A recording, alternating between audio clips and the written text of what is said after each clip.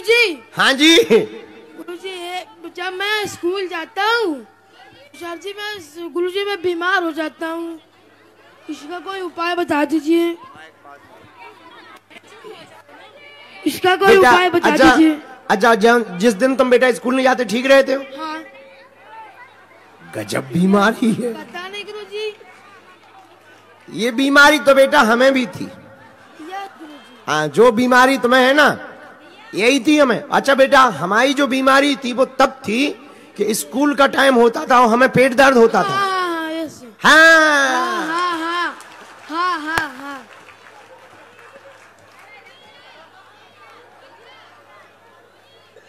अच्छा बेटा, गाड़ी निकल जाए और एक दो लेक्चर पूरे हो जाए तो सही हो जाता था। हाँ, सही हो जाता था। इसको बेटा बीमारी नहीं कहते हैं। क्या कहते हैं? इसको बेटा गर्राट कहते हैं। अच्छा।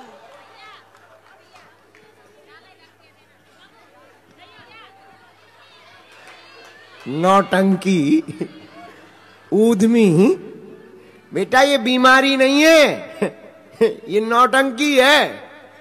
उल्लू न बनाओ, कल से टाइम पे स्कूल जाइयो, भलाई लोटा लेके जाइयो, ठीक है बेटा? हाँ है। हाँ, राधे राधे। राधे राधे बहना, कैसे हो आप? जिंदा है। हम भी जिंदा हैं। हाँ। भैया हमारे दो सवाल है।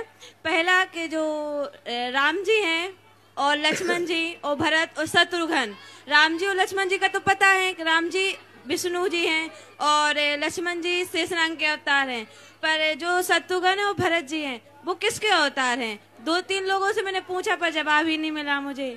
बहुत सुंदर प्रश्न है, ताली बजाओ। एक जगह हमको थोड़ा सा वर्णन मिला है, रेफरेंस कल देंगे। एक जगह वर्णन आया भगवान के चक्रशो दर्शन और शंख के अवतार हैं दोनों, हम उसका रेफरेंस आपको कल देंगे। कहाँ पर वर्णन है, क्या क्या वर्णन है, ये विस्तार पूर्वक आपको कल देंगे। दूसरा प्रश्न जो है, मेरी एक भाई की छोटी लड़की है, उसकी तबीयत खराब हो गई थी। मतलब वो ऐसे हो गई थी कि मतलब वो अब बची ही नहीं है। तो मैंने बोल दिया था कि जब मैं उसको लेके आऊंगी पहली बार तो मैं मतलब बिना चप्पलों के आऊंगी, पर भैया मैं भूल गई, नहीं आ पाई। और पता है फिर क्या हुआ, छतरपुर आई तो मेरी एक चप्पल टूट गई। मैंने उसमें आलपिन फंसा लिया, वहाँ जुड़ाने वाला कोई नहीं मिला।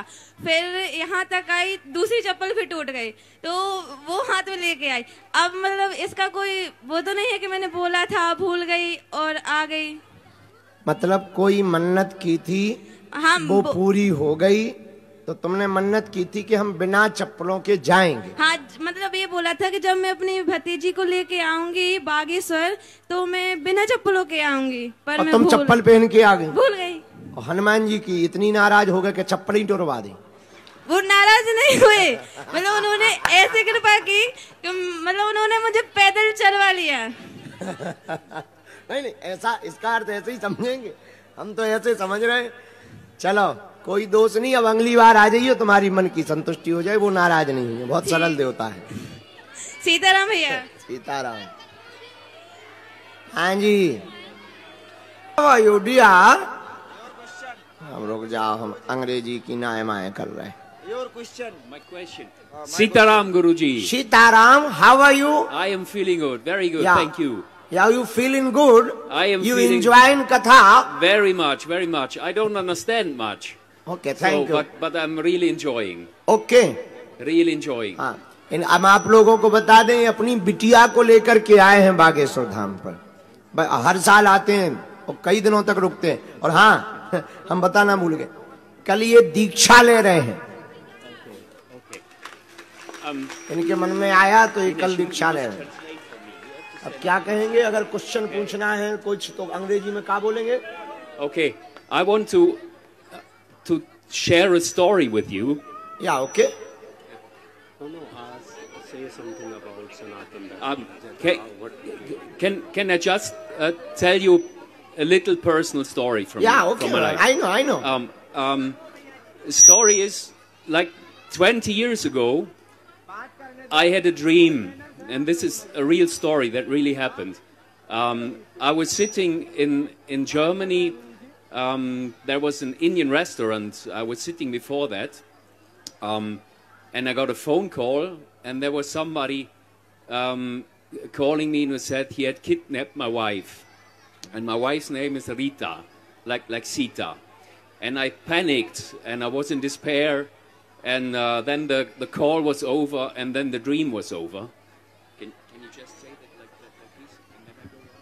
गुरुजी ये कह रहे हैं, सीताराम ये कह रहे हैं कि इन्होंने एक सपना देखा था और सपने में ये किसी रेस्टोरेंट में बैठे हुए थे और इनकी वाइफ को किसी ने फोन किया था और इनको बहुत मतलब डर लगा था, तो वो सपने के बारे में पूछ रहे हैं कुछ कैसा वो चीज फील होगा।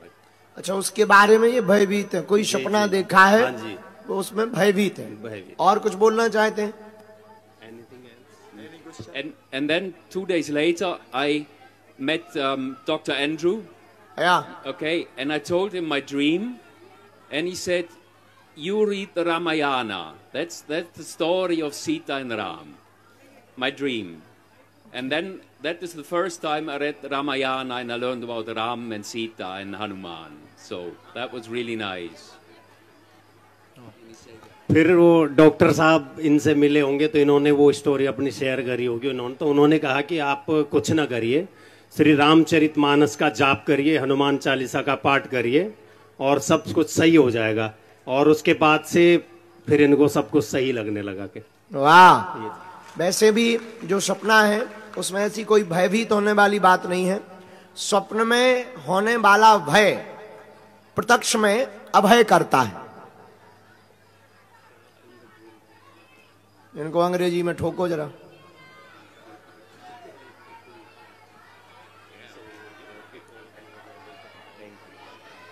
Okay, thank you. Thank you. Sitaram. Sitaram. जय Bageshwar Dham. Jai Bageshwar Ram. You से स्पीक इन ठटरी। Tatari.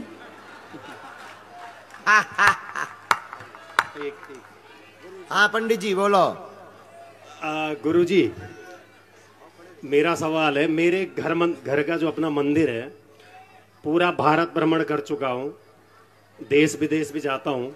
अब मंदिर में इतनी मूर्तियां हो चुकी हैं कि मंदिर फुल हो गया और पूजा करने बैठता हूँ तो 2 से 2.5 घंटे पूरे लग जाते हैं। कभी कभी ऐसा कुछ काम हो जाता है कि सुबह बहुत जल्दी निकलना होता है, लेकिन समस्त सारी जो मूर्तियां रखी हुई है उनका सभी को स्नान नहीं करवा सकता हूँ। तो क्या इसका कोई दोष, कभी कोई ऐसी दिक्कत तो नहीं है, इसका कोई दोष तो नहीं लगेगा? आपकी वार्ता जहां से प्रारंभ हुई वहां से उत्तर सुनो। मंदिर फुल हो जाना चाहिए पर दिल फुल नहीं होना चाहिए। दूसरा, भगवान जितने भी हो जगह जगह रख दो, अपने ही घर के प्रवेश में रख दो, द्वार पर रख दो, बैठका में रख दो, फिर उनको पूजा मंदिर में रख दो। हर जगह जो आवे सबके भगवान अलग अलग बांट दो कि तुम इनकी पूजा करो, तुम इनकी करो, हम इनकी करें, तो भगवान की पूजा भी होती रहेगी, दोष भी नहीं लगेगा। और घर में कोई भक्त आवे, अगर ज्यादा तुम्हें भगवान बोझ लगे तो उनको सेवा के लिए ठाकुर जी को दे देना। ठीक। और एक दूसरा सवाल है गुरुजी। हाँ, हमारी जो अपनी कुल की देवी हो माँ राजराजेश्वरी है, वो भी माँ दुर्गा का ही अवतार है, त्रिपुर सुंदरी माँ हाँ राजराजेश्वरी। वाह। तो मैंने भगवती का जो सिंहासन है मंदिर में, मैं ठीक उनके सामने कलकत्ता गया था तो वहां से काली माता की मूर्ति लाया था। तो मैंने वो जो मूर्ति है वो भी मैंने माता के सिंहासन पे ही उनके जस्ट आगे रख दी थी। तो अब हम लोगों के कल्चर में है थोड़ा सा देवी देवताओं को हम लोगों ने पूछा, तो जब हमने पूछा तो उन्होंने कहा कि जो माँ का जो सिंहासन है उस सिंहासन से जो काली माता की मूर्ति रखी हुई है उसको उस सिंहासन से हटा के कहीं और रख देना। ऐसा क्यों?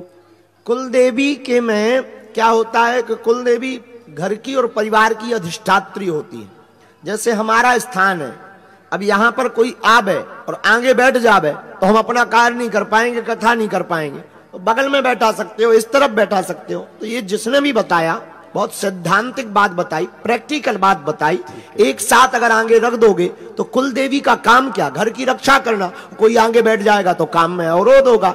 देवी सब एक ही है पर अगल बगल बैठा देना चाहिए, प्रैक्टिकल बात है। ठीक है। और एक दिवाली को लेके गुरुदेव संशय बना हुआ है सभी में, सारे सनातनी लोग यहाँ पर बैठे हुए हैं। दिवाली इस वर्ष 31 को या 1 को मनाई जानी चाहिए? 31 को है। 31 को ही है। ठीक है गुरुदेव, सीताराम। धन्यवाद।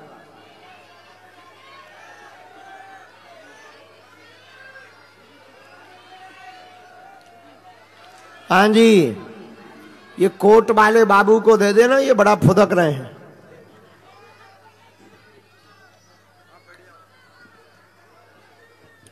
महाराज जी।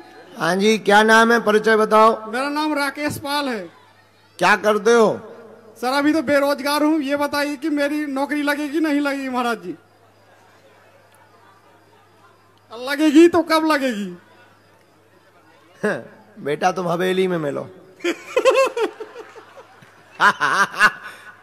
उल्लू नाथ, जब हम पहले तो बोल चुके कि आध्यात्मिक प्रश्न करना, दरबार की चर्चा दरबार में करेंगे, तो तुम माइकवा पकड़ करके कहां से आलवानी हो रहा? कहां से आलवानी? गौरिहार के पास से। या मध्य प्रदेश, छतरपुर जिला? जी जी जी। तो ठीक है, पर तो हमारी खपड़िया पे बैठ जा। हाँ, जाओ लग जाए, हम दरबार में अर्जी लगा देंगे। ठीक है जी महाराज जी। खुश रहो। दे तो दो, कुर्ता वाला बड़ा फुदक रहा है। श्री राम गुरु जी। सीताराम चेला जी। आपके चरणों में कोटि कोटि प्रणाम। आपके माथे पर खूब खूब आशीर्वाद। गुरु जी, हमारी 2 साल पूजने को है शादी का, लेकिन हमारी जब से शादी हुई है तब से हम खुश नहीं हैं। बेटा शादी के बाद हुआ कौन है खुश? गुरु जी, हम ये तुम कंफ्यूज हैं कि हम अपनी धर्म पत्नी का साइड लें या कि माता पिता का साइड लें। दोनों का साइड लेते हैं, किसी एक का साइड लेते हैं तो एक तरफ से मारे जाते हैं। मतलब तुम पिटते भी हो? नहीं बोलते तो मारे जाते हैं गुरु जी, बोलते हैं तो मारे जाते हैं। पहली बात तो ये बताओ बेटा, तुमने हमसे पूछ के शादी करी? नहीं गुरु जी। हाँ चलो उत्तर सुनो। अब जो प्रश्न है वो बड़ा लॉजिक है उस प्रश्न में, और प्रश्न ये है कि एक तरफ माँ बाप, एक तरफ पत्नी, दोनों में द्वंद्व की बात पड़े तब चुनाव किसका करना चाहिए? सुनो, ना माँ बाप को छोड़ना है ना पत्नी को छोड़ना है। पत्नी वो है जो अपने माँ बाप को छोड़कर तुम्हारे पास आई, और माँ बाप वो है जिन्होंने तुमको अपनी कोख से लेकर के इतना बड़ा किया है। जी। उत्तर ये कि पहला उपाय दोनों में सामंजस्य बनाने का हर प्रयत्न करना। दूसरा उपाय, पत्नी के सामने एक बात रखना कि हमारे प्राण अगर हैं तो माता पिता के कारण है, तो जिसमें हमारी प्रसन्नता है उसमें तुम भी प्रसन्न रहो। और तीसरा, माँ बाप को कहना ये जो है केवल हमारी पत्नी और तुम्हारी बहू नहीं है, माताजी ये भी किसी की बेटी है तो तुम्हारी भी बेटी है। जी गुरु जी, धन्यवाद गुरु जी। चौथा, अब जब निर्णय लेने का आवे कि किसकी तरफ निर्णय लें, तो दोनों पक्षों में निर्णय मत लेना, माँ बाप के ऊपर छोड़ देना कि माताजी पिताजी हम तुम्हारे बेटा हैं, ये तुम्हारी बहू है, हमारी पत्नी है, अब हम धर्म संकट में फंस गए, जो तुम आज्ञा दोगे हम दोनों वही मानेंगे। वही कहते हैं गुरु जी, तो कहते हैं जो मन में आए तुम्हारे वो करो। तो अभी हम घर से दूर भी चले गए, हमारी वाइफ कभी जंगल में रहते तो वहां छोड़ के आए। जंगल में छोड़ दिया तुमने? जंगल में मतलब दोस्त का घर है तो वहाँ किराए से लिए तो वहाँ उसको छोड़ के आए। नहीं, छोड़ के नहीं आना है, पत्नी को भी नहीं छोड़ना है। माँ बाप कहाँ रहते आपके? गांव में रहते हैं, जहाँ हमारी दुकान है, हम तो छोटी सी दुकान खोले। छोड़ के नहीं आना है, माँ बाप के पास जाओ वापस, माँ बाप से अलग नहीं होना है। जी जाओ, एक बार अगर वो कुछ डांट भी दे, माँ बाप है, माँ बाप की डांट को सह लेना दोनों, माता पिता के चरण नहीं छोड़ना है, वापस जाओ, आज्ञा है। जी गुरु ने चरण स्पर्श। खुश रहो। बाला